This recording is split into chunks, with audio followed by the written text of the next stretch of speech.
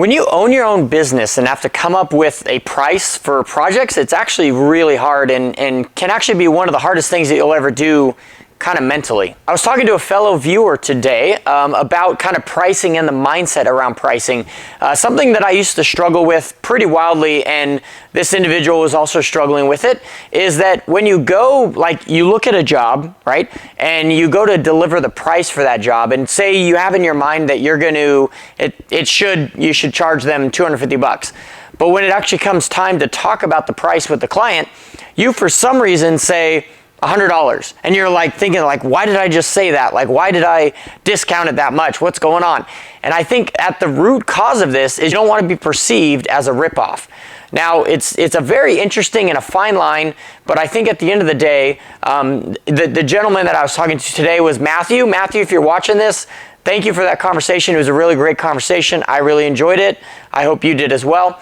But it's a very interesting thing, and I think it comes down to understanding your self-value and your self-worth. Because I think it's different, because if you've worked for someone your whole life like I have, and then all of a sudden you transition into owning your own business, it's quite a different mentality, because when you're working for someone, you're making a certain amount of money, and in fact, they're telling you how much money you're going to be making. You're not necessarily telling them. Obviously, you can go in, you can have demands, you can ask for a raise, things like that. But ultimately, it's the boss that tells you how much you're going to be getting paid for the work that you do. But when you are a business owner, you're actually the one telling the client what it's going to cost and how much they're going to be paying you. It's quite a different thing. And I think in the mindset is that we don't want to be perceived as someone that's ripping someone else off. But I think at the end of the day, we need to understand that what we do is valuable, what we know is valuable, and the services that we provide is very valuable. If you just break it down into the easiest sense of things, right? So we have the tools, right? You can see in my van behind me, we have the tools. We have those in a van. We are hauling all of those tools over to the client's house. And then we don't just have the tools, we have the knowledge and the know-how how to use those tools, and then the knowledge and the know-how how to fix the things with those tools, and then the knowledge and the know-how to put everything back together, load everything back up, invoice it, do our taxes correctly, have the proper insurance, have the proper business license, and then still wake up the next day and do it all over again. So there's a lot of value in just what we're doing. So when we actually show up as an employee, we're literally just showing up with what we know how to do and doing the work.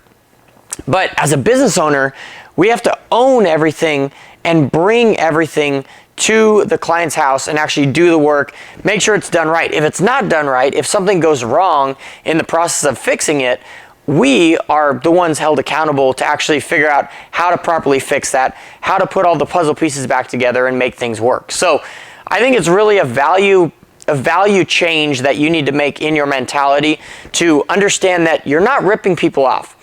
I don't think anyone watching this channel wants to rip people off. I think everyone watching this channel wants to help people out. And that's really why we start up handyman businesses, so that we can help people out.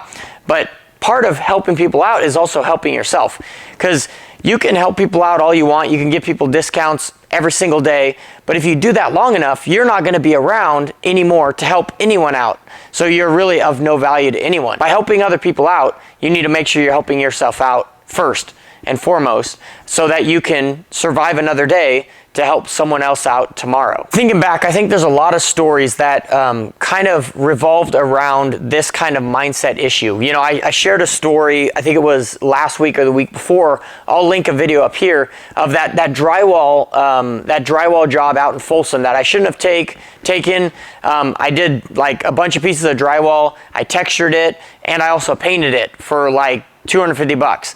I think a lot of that pricing was probably this exact mindset that I'm talking about right here. Is where I instinctively I knew that I should probably charge $650, $750, whatever it was for this specific job. But for some reason, I delivered the guy a $200 price quote or whatever it was, because maybe for one, I didn't want to be perceived as a ripoff, and number two, I wanted to get the job. So you need to understand the difference as well as kind of the mindset. You need to understand the fine line between being busy and being profitable. Because you can be busy all you want, but are you actually making a profit? Sometimes we're just so busy in this line of work that we're not actually making any money. For instance, I hear stories all the time of guys that are booked out for a month or 2 weeks or 3 months, whatever it is, but they're struggling to pay the rent. They're struggling to pay the mortgage. They're struggling to put food on their table. That should not be. If you're booked out for a month, if you're booked out for a week, 2 weeks, and you're struggling with cash flow, you most likely need to raise your prices. And again, I will put a link right up here to a great webinar that I just did on pricing. I went really deep dive into that, and also in the book, the Handyman Pricing Handbook. I would highly recommend you check that out.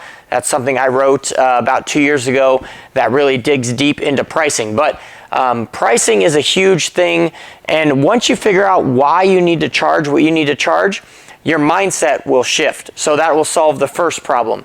Once you figure out what you need to charge and why you need to charge it, it will also solve the second problem, which is understanding that you need to charge what you need to charge so that you can live to survive another day and be here tomorrow to help more people out. So really, by delivering someone a good, solid quote of what it actually needs to charge is not ripping them off. It's actually being fair to them, and it's being fair to you. So one piece of encouragement I would give to you is start valuing yourself. See value in you, see value in the work you do, see value in the tools you have, see value in your knowledge to use those tools, see value in everything that you do, and deliver that to the client. Be like, hey, I'm charging you this price because I value myself, and I know that you will value me as well once this job is done. Guys, this has been day 28 of my 100-day video challenge. Super excited to have you guys here. Thank you guys so much. If you guys have made it for all of the last 28 days, I want to applaud you. I want to say thank you. I would love to hear your guys' information in the comments. Drop me a comment right now with some information about your business. Also, some things that you might be struggling with, some things that maybe you picked up from these videos. I talked to 2 people yesterday that heard about me or have been watching my 100-day video challenge, and that is fantastic. I love to hear stories about that, and I love to talk to you guys and hear where you guys are at in life and what you guys are doing. So feel free to schedule a free consultation call with me at handymanjourney.com/coaching. Would absolutely love that. Also, like this video and subscribe to this channel, and tune in tomorrow for day 29 of this 100-day video challenge. Thank you guys so much, and we'll catch you guys tomorrow.